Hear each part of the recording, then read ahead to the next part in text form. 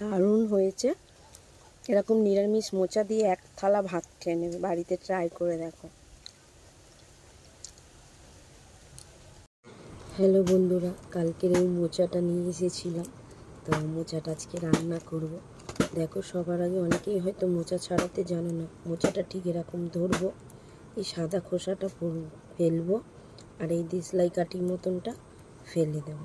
মোচা ছাড়ানো এটাই নিয়ম। তারপর টুকরো টুকরো করে কেটে রান্না করবো।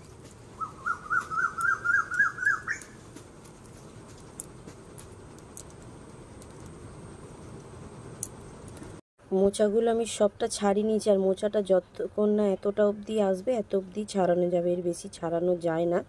এতটা অংশ রেখে দেবেন, এরমভাবে ছাড়ানো হয়। আমি একটা হাঁড়িতে জল নিয়েছি, জলের মধ্যে একটুখানি হলুদ দিয়ে দেব,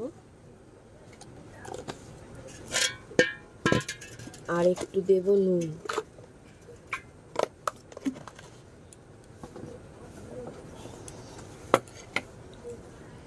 এই মোচাগুলো ছোট ছোট করে কেটে নুন হলুদ জলে দিয়ে দেব। আর সবার আগে একটা কথা, মোচা কাটার আগে হাতে একটু সর্ষের তেল মেখে নেবে, তাহলে হাতটা কালো হবে না। দেখো আমার হাতটা পুরো সাদা। মোচাগুলো কেটে নুন হলুদ জলে ভিজিয়ে 10-15 মিনিট বা কিছুক্ষণ ভিজিয়ে রাখার পর এটা সিদ্ধ করে তারপরে রান্না করুন।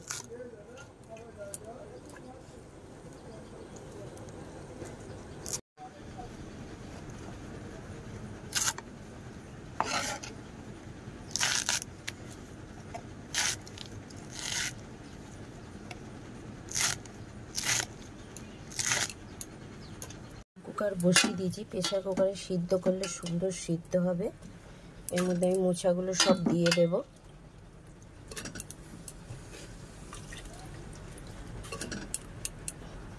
এর সাথে একসাথে আমি ছোলা, যেহেতু আমি আজকে ছোলা দিয়ে করব মোচাটা, ছোলাও একসাথে মোচার সাথে সিদ্ধ করে নেব। একটু নুন আর একটু হলুদও দেব।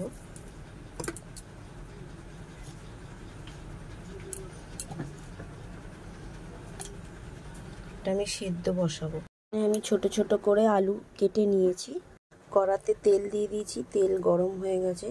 গোটা গরম মশলা আর তেজপাতা দিয়ে দেবো। তেলের মধ্যে আলুগুলো আমি লাল করে নেব। নুন হলুদ দিয়ে আলুটা ভালো করে লাল করে ভেজে নেব। তেলটা একটু বেশি দিয়েছি, এর মধ্যে আমি মশলা দিয়ে মোচাটা রান্না করব। আলুটা লাল হয়ে এসছে, তুলে নেব। এবার আমি মশলা দেব তেলে। এখানে সিদ্ধ করে আমি একটা ঝুড়ির মধ্যে জলটা ঝরিয়ে নিয়েছি, ভেজে তুলে নিয়েছি। আমি এখানে একসঙ্গে মশলাটা পেস্ট করেছি, জিরে আদা টমেটো গোটা গরম মশলা আছে, আর 3-4টে কাঁচা লঙ্কা।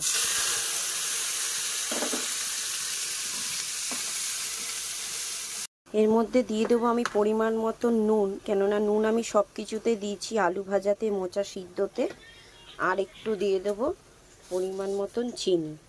লঙ্কাটা সবসময় কিন্তু কম দেবে, মোচাতে ঝালটা কম দেওয়াটাই ভালো। মশলাটা দেখো ভাজা ভাজা হয়ে গেছে, ওপর দিয়ে তেল ছেড়েছে। এবার আমি দিয়ে দেবো সিদ্ধ করে রাখা মোচাটা আর ছোলাটা। আমি একসাথেই সিদ্ধ করেছিলাম, যেহেতু এতে গ্যাসটা কম পড়ে। মশলাটা মোচার সাথে ভাজা ভাজা হয়ে গেছে, দেখো কিরম গা মাখা মাখা হয়েছে। আর এর মধ্যে দিয়ে দেবো আমি ভেজে রাখা আলুগুলো। নুন মিষ্টি তো আগেই দিয়েছি, নামানোর সময় ঘি দিয়ে দেবো।